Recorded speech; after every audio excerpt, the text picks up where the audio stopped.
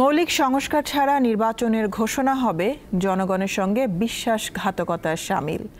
আর July August হত্যাকাণ্ডের বিচারের আগে নির্বাচন মেনে নেবে না জামায়াতে ইসলামী। আজ ঢাকায় জুলাই গণঅভ্যুত্থানের বর্ষপূর্তির গণমিছিলে এসব কথা বলেন দলটির কেন্দ্রীয় নেতা সৈয়দ আব্দুল্লাহ মোহাম্মদ তাহের ও মিয়া গোলাম পরওয়ার।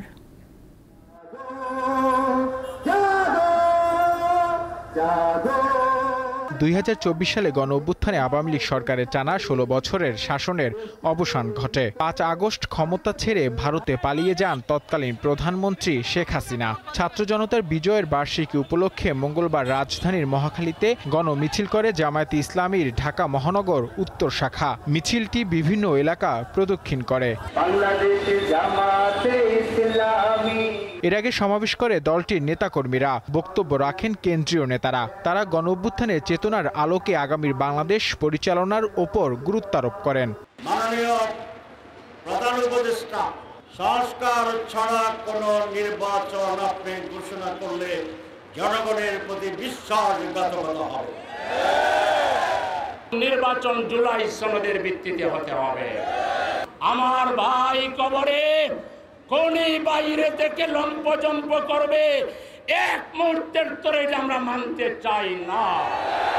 শেখ হাসিনা সরকারের বিরুদ্ধে ছাত্র জনতার বিজয়ের বার্ষিকীতে পল্টনে সমাবেশ করে ঢাকা মহানগর দক্ষিণ জামায়াতে ইসলামী। এতে কেন্দ্রীয় সেক্রেটারি জেনারেল সহ জ্যেষ্ঠ নেতারা বক্তব্য রাখেন।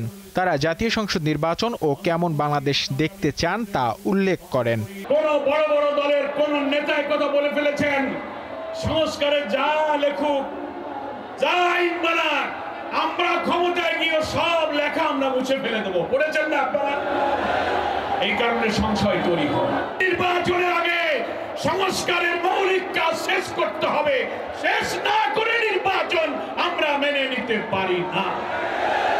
সুষ্ঠু, অবাধ, নিরপেক্ষ লেভেল প্লেইং ফিল্ডের নির্বাচনের মাধ্যমে চূড়ান্ত বিজয় আমরা অর্জন করব ইনশাআল্লাহ। সমাবেশ শেষে গণমিছিল করেন জামায়াতে ইসলামীর নেতাকর্মীরা। তারা ফ্যাসিবাদ ও স্বৈরাচারী শাসন ব্যবস্থার বিরুদ্ধে নানা স্লোগান দেন। নূর আলম, দীপ্ত সংবাদ, ঢাকা।